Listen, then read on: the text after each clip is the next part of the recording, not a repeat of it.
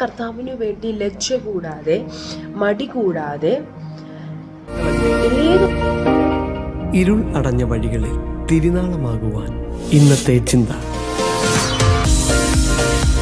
അതിപരിശുദ്ധമായ നാം വാഴ്ത്തപ്പെടുമാറാകട്ടെ. ഇന്നത്തെ ചിന്തയ്ക്കായി നാം എടുത്തിരിക്കുന്നത് യോഹന്നാന്റെ സുവിശേഷം 20-ാം അധ്യായം. യോഹന്നാന്റെ സുവിശേഷം 20-ാം അധ്യായം ഉടനീളം നാം വായിക്കുമ്പോൾ നമുക്ക് പകർത്താൻ കഴിയുന്ന ഒരു വ്യക്തിയാണ് മഗ്ദലക്കാരത്തി മറിയ.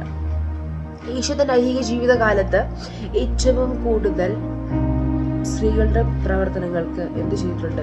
പ്രശംസനാർഹമായ വില നൽകിയിരിക്കുന്നത് നമുക്ക് കാണാൻ കഴിയും. അതുപോലെ തന്നെ ഈ 20-ാം അധ്യായത്തിൽ മഗ്ദലക്കാരത്തി മറിയ അതിരാവിലെ ഇരുട്ടുള്ളപ്പോൾ തന്നെ കർത്താവിന്റെ കല്ലറയ്ക്കൽ പോകുന്നത് നമുക്ക് എന്ത് ചെയ്യാൻ കഴിയുന്നുണ്ട്?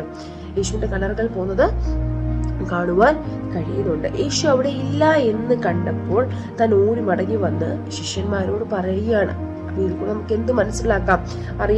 ചിന്തിച്ചു കാണും, അവർ യേശുവിന്റെ ശിഷ്യന്മാരല്ലേ, അവർ പുരുഷന്മാരല്ലേ, അവർ കർത്താവിനെ എന്ത് ചെയ്യും? കണ്ടുപിടിക്കും എന്ന് ചിന്തിച്ച് കാണും. അപ്പം അവൾ ശിഷ്യന്മാരുടെ അടുത്ത് ഓടിപ്പോയി പറഞ്ഞിട്ട് അവിടെ തന്നെ നിന്നില്ല. അവർ കൂടെ തന്നെ കല്ലറയിൽ എന്ത് ചെയ്തു? തിരിച്ചു വന്നു. പക്ഷേ ശിഷ്യന്മാർ വന്ന് യേശുവിനെ കാണാതെ എന്ത് ചെയ്തു? മടങ്ങി പോയി. ഇതിൽ നമുക്ക് മനസ്സിലാക്കാൻ കഴിയുന്നുണ്ട്, യേശുവിനെ കണ്ടെത്താനുള്ള മറിയയുടെ ആ ഒരു ആഗ്രഹം അല്ലെങ്കിൽ ആ ഒരു വാഞ്ച, അവർ തിരികെ പോയിട്ട് മറിയ എന്ത് ചെയ്തില്ല? പോയില്ല. അവൾ അവിടെ തന്നെ നിന്ന് കല്ലറകളിൽ നിന്ന് കരഞ്ഞു. അവൾ കുരിഞ്ഞു നോക്കി കല്ലറയിൽ ദൂതന്മാരിരിക്കുന്നത് കണ്ടു. എന്നിട്ട് അവർ ചോദിച്ചു, നീ എന്തിനാണ് കരയുന്നത്?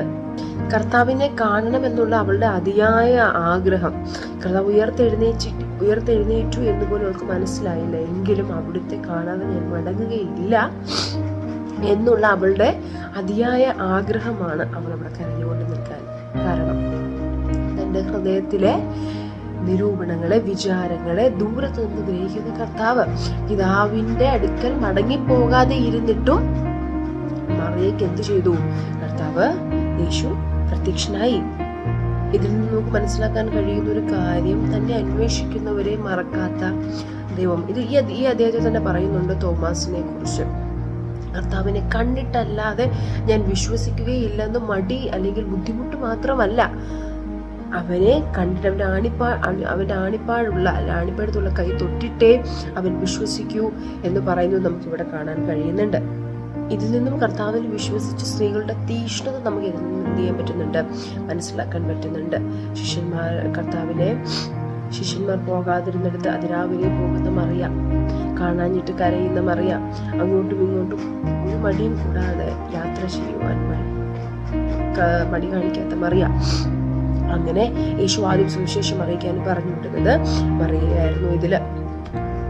അപ്പോൾ തന്നെ കർത്താവിന് വേണ്ടി ലജ്ജ കൂടാതെ മടി കൂടാതെ ഏത് ഒരുവൻ നിൽക്കുന്നുവോ അവന് വേണ്ടി ദൈവം അത്ഭുതം പ്രവർത്തിക്കും. ബാക്കി എല്ലാ കാര്യങ്ങളും മാറ്റിവെച്ച് പിതാവിന്റെ അടുക്കിലേക്ക് മടങ്ങി പോകുന്ന പരമപ്രധാനമായ കാര്യം ദൈവത്തിന് എന്ത് ചെയ്യാമായിരുന്നു? പ്രവർത്തിക്കാമായിരുന്നു. എന്നിട്ടും മറിയയുടെ സ്നേഹത്തിന് മുമ്പിൽ, മറിയയുടെ കണ്ണുനീരിന് മുമ്പിൽ കർത്താവ് അവൾക്ക് പ്രത്യക്ഷനായി. കർത്താവിനെ സ്നേഹിക്കുന്ന ഒരാൾക്ക് വേണ്ടി കർത്താവ് ചില കാര്യങ്ങൾ മാറ്റിവെച്ച് അവൻ അത് ചെയ്തു കൊടുക്കുമെന്നതിൽ കൂടെ നമുക്ക് മനസ്സിലാക്കാം. അങ്ങനെയെങ്കിൽ നമുക്കും പ്രാർത്ഥിക്കാം, കർത്താവേ എന്നെ ഓർക്കണമേ, സ്നേഹിക്കണമേ, എൻ്റെ ഹൃദയത്തിലെ ആഗ്രഹങ്ങളെ അറിയണമേ. അതിനെ നമുക്ക് പ്രാർത്ഥിക്കാം. ദൈവം എല്ലാവരെയും ധാരാളം അനുഗ്രഹിക്കട്ടെ. God bless you.